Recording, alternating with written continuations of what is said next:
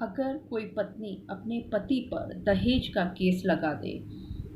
तो अपनी स्ट्रैटेजी और प्लानिंग किस तरह से करनी चाहिए, पति को क्या गलतियां नहीं करनी चाहिए, कोर्ट में चार्जशीट दायर होने के बाद किस तरह से अपनी प्लानिंग करनी चाहिए, क्या स्ट्रैटेजीज अपनानी चाहिए ताकि वो रिलीफ कोर्ट से ले सके। इसके लिए मैं सिलसिलेवार ढंग से आपको आगे वीडियो में बताऊंगी। मैं एडवोकेट मोहिनी मोना आप सभी का पुनः स्वागत करती हूँ और आप सभी देख रहे हैं आपका पसंदीदा चैनल मोहिनी मोना एडवोकेट। जब कोई पत्नी अपने पति पर दहेज का केस दायर कर देती है, पति पर और उसके सगे संबंधियों पर, तो पति को किस तरह से ट्रायल को फेस करना चाहिए, कौन कौन सी इंपॉर्टेंट स्टेजेस हैं, कौन कौन सी गलतियां नहीं करनी हैं, ये सभी मैं आपको सिलसिलेवार ढंग से बताऊंगी। जब भी कोई पत्नी अपने पति पर केस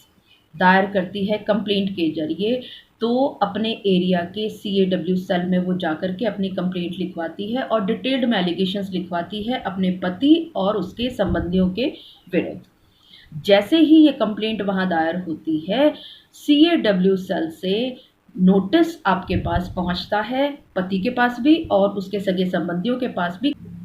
CAW सेल में सभी को बिठा करके हर संभव प्रयास किया जाता है।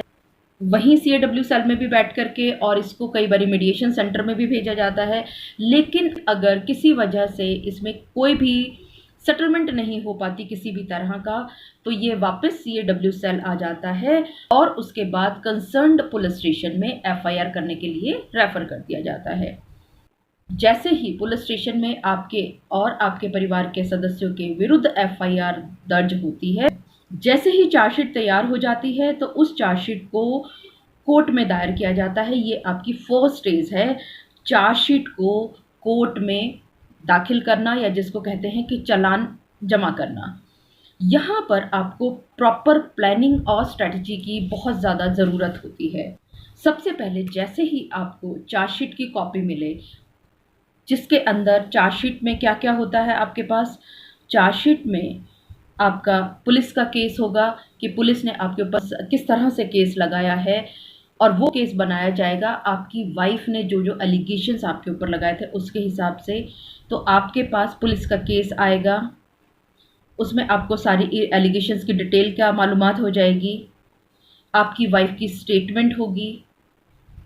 लिस्ट ऑफ विटनेसेस होंगे, इंडिपेंडेंट विटनेसेस होंगी, उनकी स्टेटमेंट होगी और 161 के स्टेटमेंट की भी कॉपीज़ लगी होंगी।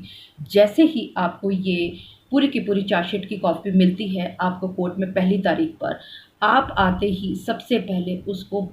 ठंडे दिमाग से, क्योंकि मानसिक तनाव तो आपके ऊपर बहुत ज़्यादा है, लेकिन उसके बावजूद आप बहुत ठंडे दिमाग से उसको सिलसिलेवार से एक एक बार पढ़ें। एक बार आपको समझ नहीं आएगा, 2 बार समझ नहीं आएगा, आप उसको 1 बार, 10 बार, 20 बार, 25 बार उसको पढ़ें और उसके इम्पॉर्टेंट पॉइंट्स नोट कर लें कि कौन कौन से आपकी वाइफ ने आपके अगेंस्ट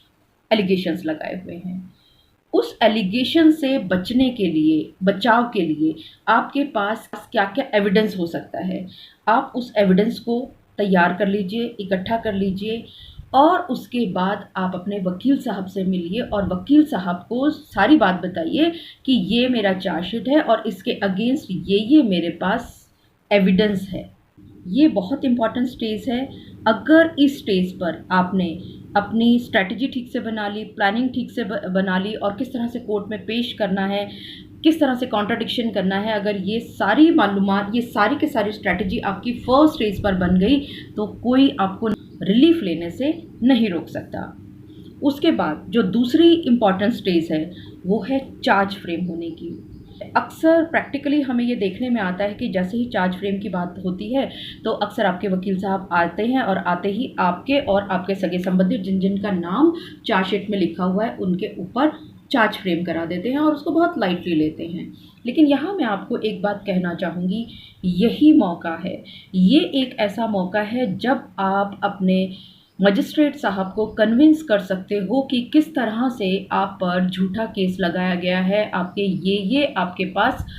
एविडेंसेस हैं और आप अपने आप को बचा करके यहीं पर अपने आप को डिस्चार्ज करा करके अपना केस ख़त्म करवा सकते हो। लेकिन मान लीजिए कि आपके वकील साहब ने पूरी पूरी कोशिश की, उन्होंने सारे के सारे एविडेंसेस भी दिखाए, उन्होंने बहुत अच्छी तरह से आर्ग्यूमेंट भी कर ली, जज साहब को कन्विंस भी कर लिया, लेकिन अगर पति को वो डिस्चार्ज नहीं करा पाए, यहाँ ये फ़ायदा हो जाएगा कि उसके जो अन्य सदस्य होंगे, रिश्तेदार होंगे, इस स्टेज पर आपके वो डिस्चार्ज हो सकते हैं।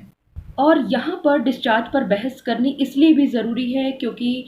आप सभी को मालूम ही है कि कोर्ट में मजिस्ट्रेट साहब के पास ऑलरेडी वर्कलोड बहुत ज़्यादा होता है और वो कई बार फर्स्ट स्टेज पर बहुत ज़्यादा नहीं देख पाते, नहीं पढ़ पाते। यहाँ आप अपने वकील साहब के साथ जाकर के ज़रूर सारी की सारी बातों को जज साहब को कहने के लिए, आर्ग्यूमेंट करने के लिए कहें, ताकि आप अपना ना सही आपके अलावा जो और दूसरे को अक्यूज़ हैं उनको तो डिस्चार्ज करवा पाएँ। क्योंकि आप सभी लोगों को पता है कि मजिस्ट्रेट के पास ये पावर है कि वो यहीं पर आपके केस से आपको डिस्चार्ज कर सकता है, आपके केस को ख़त्म कर सकता है। आपके वकील के द्वारा जज साहब के ऊपर दबाव बना करके उनको कन्विंस किया जा सकता है, जिसका आपको बहुत फ़ायदा होने वाला है। और अक्सर प्रैक्टिकल लाइफ में हमने ये देखा है कि as a matter of practice ये चलन में नहीं है। तो ये आपका बहुत इम्पॉर्टेंट पॉइंट था, दूसरा चार्ज फ्रेम होने के टाइम पे। तीसरी जो इम्पॉर्टेंट स्टेज है वो है क्रॉस एग्जामिनेशन ऑफ वाइफ। जिस समय पर आपकी वाइफ का क्रॉस एग्जामिनेशन होना है, उस समय पर सही क्वेश्चंस उनके सामने रेज़ किया जाए। उन्होंने जो 161 के बयान दिए थे उसमें और जो कोर्ट में बयान दिए हैं उनके बीच के कॉन्ट्रडिक्शन को निकालने की कोशिश करनी है। इसी तरह से जो इंडिपेंडेंट विटनेसेस थे उनके भी बयानों में कॉन्ट्रडिक्शन निकालने की ज़्यादा से ज़्यादा कोशिश करनी है। एक एक पॉइंट पर ज़्यादा से ज़्यादा ध्यान देना है, ज़्यादा से ज़्यादा प्रश्न घुमा फिरा करके करने हैं, ताकि आपकी वाइफ अपने ही जाल में फंस जाए और जो आप चाहते थे वो उससे उगलवा पाए। ये आपके पास बोलने का एकमात्र मौका है। तैयारी में आप कमी ना रखें और जिस समय पर आप कोर्ट में क्रॉस एग्जामिनेशन के लिए जाएं उस समय 161 के बयान को बहुत अच्छी तरह से पढ़ करके जाएं, ताकि वो सभी लोग अपने ही जाल में फंस जाए और आप रिलीफ लेकर के आ जाएं। इसके बाद एक जो नेक्स्ट स्टेज है, बहुत इंपॉर्टेंट स्टेज है, दैट इज़ रिटन आर्ग्यूमेंट्स। अक्सर हमने देखा है कि कोर्ट में लोग ओरल आर्ग्यूमेंट करके और वापस आ जाते हैं और वो सोचते हैं कि हमने जो जो कुछ कहा था वो जज साहब को याद होगा, मजिस्ट्रेट साहब को याद होगा और हम रिलीफ लेने में कामयाब हो जाएंगे। फिर से याद दिला दूं कि कोर्ट में बहुत ज़्यादा वर्क प्रेशर होता है, वर्कलोड होता है और जिस समय पर जज साहब जजमेंट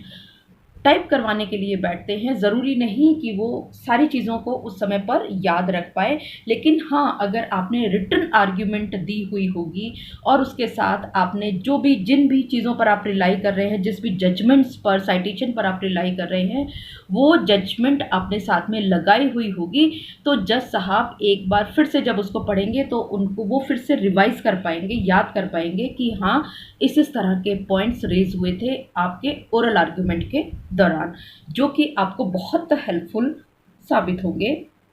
इन ड्यू कोर्स। तो इसका ये फ़ायदा हुआ कि जज साहब जिस समय पर अपने ऑर्डर को डिक्टेट कराने के लिए बैठे हैं, उस समय पर उन्होंने आपकी सारी की सारी रिटन आर्ग्यूमेंट को देख करके, साइटेशंस को देख करके, उनको सारी की सारी चीज़ें या कोर्ट का वो सीन वाकई फिर से याद आ गया। अगर जज साहब आपकी फ़ाइल में जब सारी चीज़ें देखेंगे और पाएंगे और उनको ये लगेगा कि अरे ये तो इस साइटेशन के हिसाब से जो रिलीफ मिला था बिल्कुल इसी तरह का तो ये भी केस है, तो आपके रिलीफ लेने के और ज़्यादा स्ट्रॉन्ग चांसेस हो जाते हैं। आई होप आपको मेरा ये वीडियो भी हेल्पफुल लगा होगा।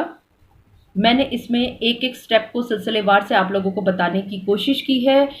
अगर आप मेरे बताए हुए इन सारे स्टेप्स को फॉलो करेंगे, कोई भी गलतियां नहीं करेंगे, पूरी तैयारी करके कोर्ट में जाएंगे, तो आपको, और हाँ, एक बहुत ज़रूरी बात, अपने मानसिक तनाव अपने सिर पर ना लेकर के जाएंगे, दबाव लेकर के नहीं जाएंगे, खुले मन से जाएंगे, तो आपको रिलीफ 100% मिलेगी। यूं ही मेरा चैनल देखते रहें, और अगर आपने अभी तक इस चैनल को नहीं सब्सक्राइब किया है तो इसको सब्सक्राइब ज़रूर कीजिएगा और अपने साथियों को भी ये शेयर कीजिएगा ताकि उनको भी उचित जानकारी समय पर मिल सके।